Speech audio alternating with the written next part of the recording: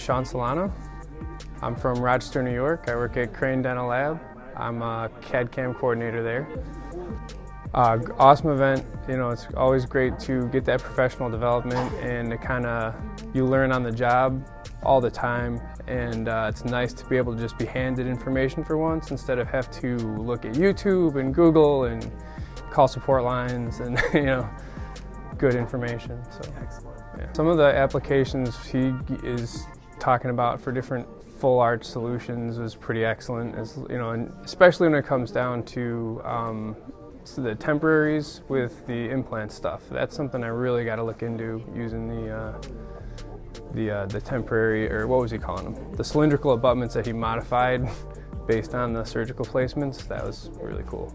How many clicks it takes to get through a design, that's great. It's good to know that someone in 5 years was able to make a fifth of the number of moves to get a great result, out of it. Because that's, I'm up in the thousands, but he did a full arch in 400. So, it's kind of nice to get that. You're not working in a vacuum when you talk to other people who are doing the same thing.